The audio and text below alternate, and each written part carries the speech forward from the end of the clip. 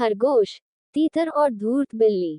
दूरस्थ वन में एक ऊंचे पेड़ की खोह में कपिंजल नामक तीतर का निवास था। कई वर्षों से वह वहां आनंदपूर्वक जीवन व्यतीत कर रहा था। एक दिन भोजन की खोज में वह अपना खोह छोड़ निकला और एक हरे भरे खेत में पहुंच गया। वहां हरी भरी कोपलें देख उसका मन ललचा गया और उसने कुछ दिन उसी खेत में रहने का निर्णय किया।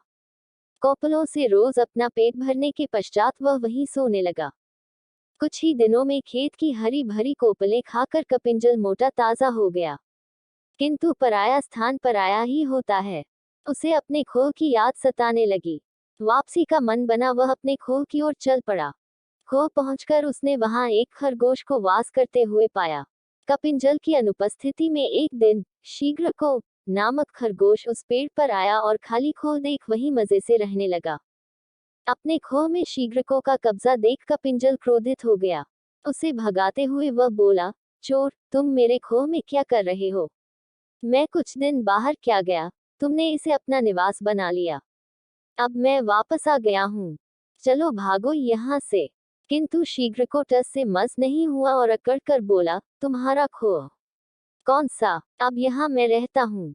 ये मेरा निवास है। इसे छोड़कर जाने के उपरांत तुम इस पर से अपना अधिकार खो चुके हो। इसलिए तुम यहाँ से भागो। कपिंजल ने कुछ देर विचार किया। उसे शीघ्रको से विवाद बढ़ाने में कोई औचित्य दिखाई नहीं पड़ा।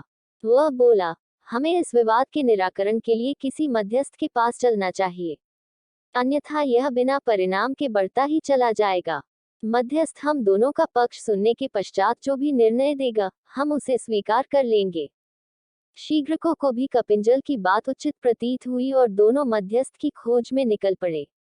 जब कपिंजल और शीघ्रको में मध्य ये वार्तालाप चल रहा था, ठीक उसी समय एक जंगली बिल्ली वहां से गुजर रही थी। उसने दोनों की बातें सुन ली और सोचा, क्यों ना स्थिति का लाभ उठाते हुए मैं इन दोनों की मध्यस्थ बन जाऊं। जैसे ही अवसर मिलेगा, मैं इन्हें मारकर खा जाऊंगी। वह तुरंत पास बहती एक नदी के किनारे माला लेकर बैठ गई और सूर्य की ओर मुख कर आंखें बंद कर धर्मपाठ करने का दिखावा करने लगी। कपिंजल और शीघ्रको मध्यस्थ की खोज करते करते नदी किनारे पहुंचे। धर्मपाठ करती बिल्ली को देख उन्होंने सोचा कि यह अवश्य कोई धर्मगुरु है। न्याय के लिए उन्हें उससे परामर्श लेना उचित प्रतीत हुआ। वे कुछ दूरी पर खड़े हो गए और बिल्ली को अपनी समस्या बताकर अनुनय करने लगे, गुरुवर, कृपया हमारे विवाद का निपटारा कर दीजिए। हमें विश्वास है कि आप जैसे धर्मगुरु का निर्णय धर्म के पक्ष में ही होगा। इसलिए आपका निर्णय हर स्थिति में हमें स्वीकार्य है। हम में से जिसका भी पक्ष धर्म विरुद्ध हुआ, वो आपका आहार बनने के लिए तैयार रहेगा। अनुनय सुन धर्मगुरु बनी पाखंडी बिल्ली ने आंखें खोल ली और बोली, राम राम। कैसी बातें करते हो? हिंसा का मार्ग त्याग कर मैंने धर्म का मार्ग अपना लिया है।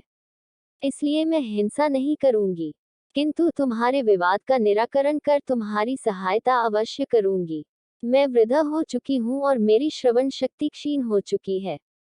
इसलिए मेरे निकट आकर मुझे अपना अपना पक्ष बताओ। पाखंडी बिल्ली की चिकनी चुपड़ी बातों पर कपिंजल और शीघ्रको विश्वास कर बैठे और अपना पक्ष बताने उसके निकट पहुंच गए। निकट पहुंचते ही पाखंडी बिल्ली ने शीघ्रको को पंजे में दबोच लिया और कपिंजल को अपने मुंह में दबा लिया। कुछ ही देर में दोनों को सफाचट कर पाखंडी बिल्ली वहां से चलती बनी।